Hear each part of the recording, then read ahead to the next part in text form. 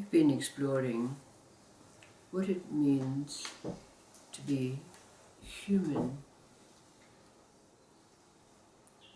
There was an old widow who lived with her 2 sons and their wives, but the 4 of them abused her unmercifully.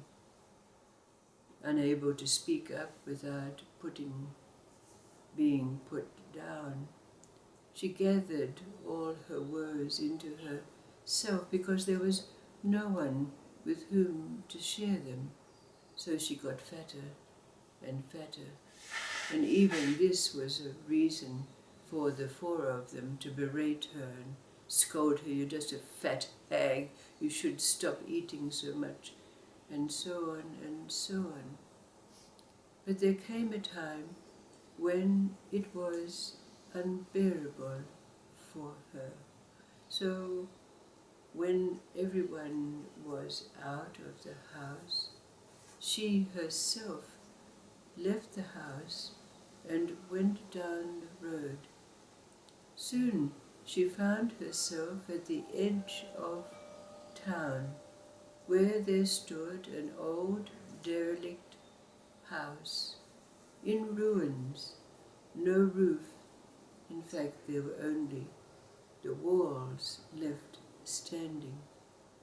So she entered into the house, and feeling the weight of her woes and burdens, she turned to one of the walls, and she let out a wail, and after that wail came a litany of all that her eldest son had done to her.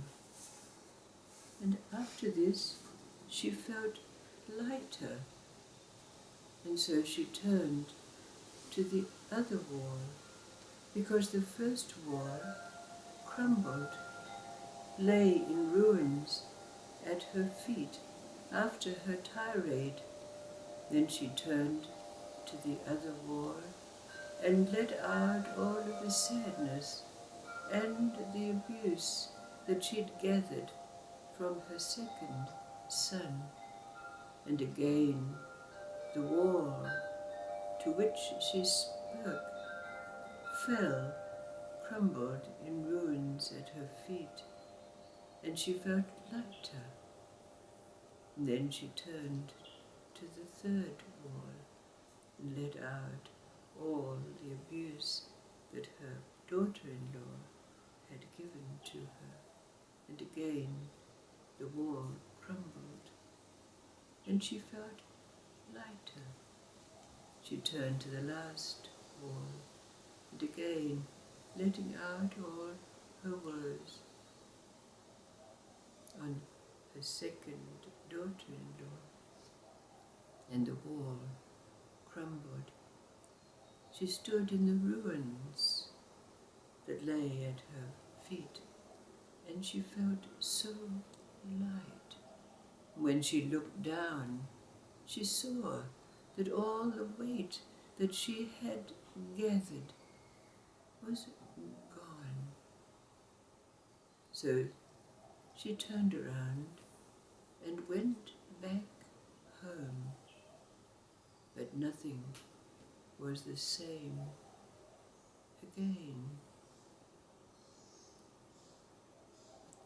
How would you end this story? Nothing was the same again.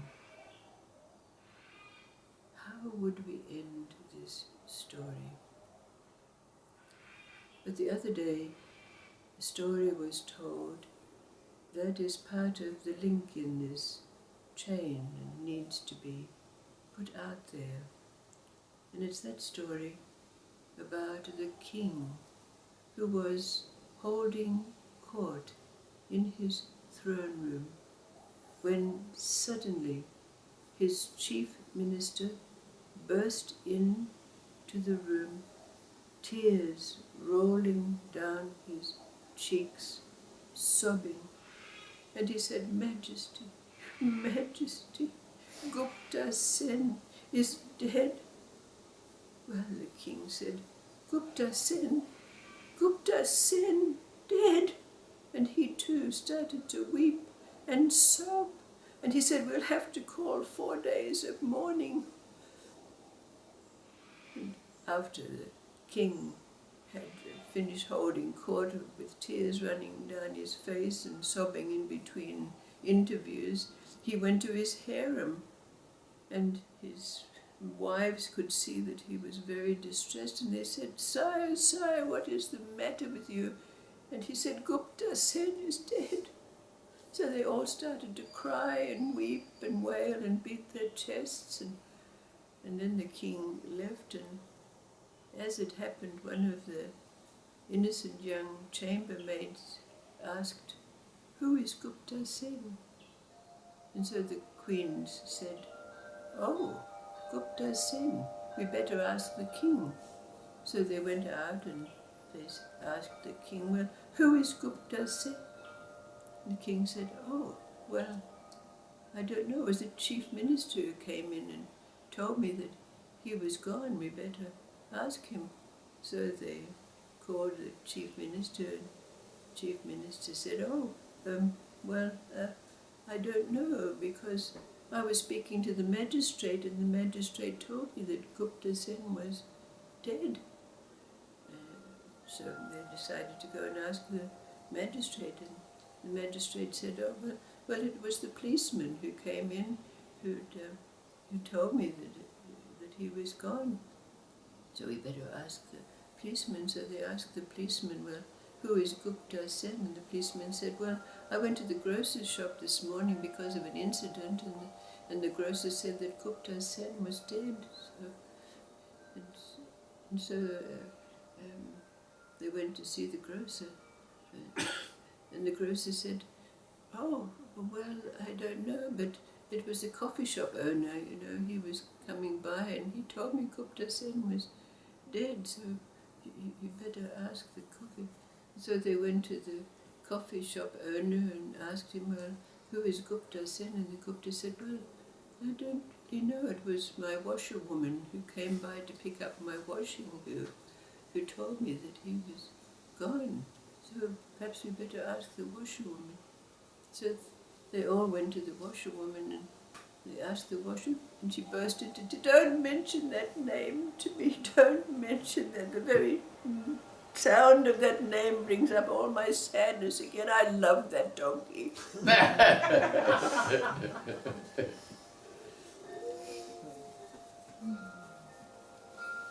So in our explorations about what it means to be human, of course, not that we didn't already know, but we know that there are so many facets, so many aspects of this that we can call our humanness. But bringing it back to the stories at hand, how would you end the story of the old widow?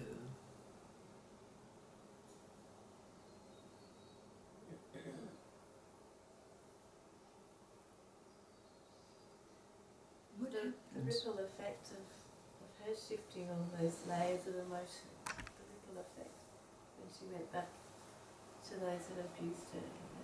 Their energy had shifted, so it had changed. Yes.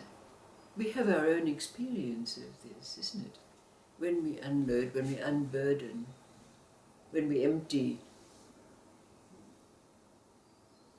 we know the changes that have been wrought in ourselves, because it changes our relationship with life. But how would we end this story from our own experience? What's our own experience of this? How did life change when we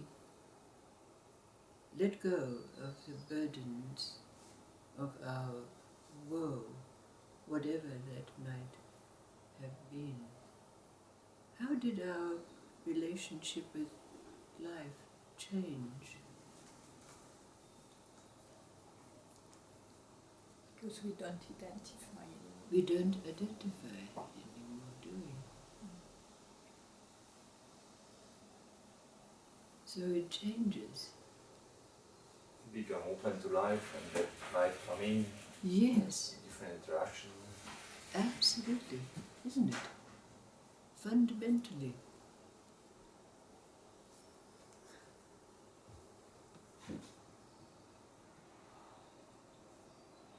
But in this story, to finish this story, how would you end it?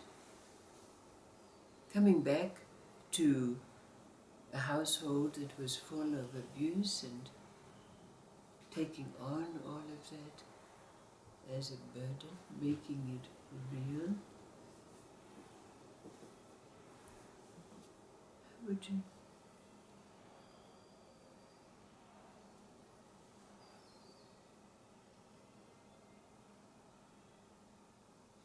I would say, so when the widow got back to the house, that the family then, they could see a change, but more than that, they could feel a change.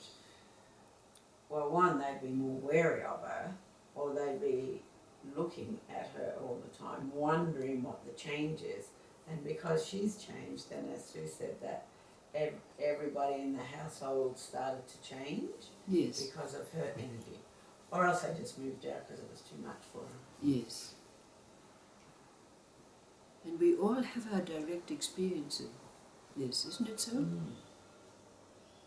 When we've changed, other people don't like the change, but they have to accept the change, otherwise they drop out of our life. Haven't you experienced that? Mm-hmm. If they can't support the changes, they drop away in some way, whether it be a one-to-one relationship or with our family or whatever it is. We've had these experiences, haven't we? Yes. But what is the meaning of our unburdening it in that situation and the walls crumbling down? Symbolically, what does it mean? Freedom. Yes. Yes. As we can see, there were only the four walls standing, and when she unburdened herself, there were just the ruins. What's left of the house? Nothing. Nothing. So it has its symbolism. So really it's like, you know, in our life we put ourselves in, we can find ourselves in a cage or a house, and then as we go along the path each wall falls down.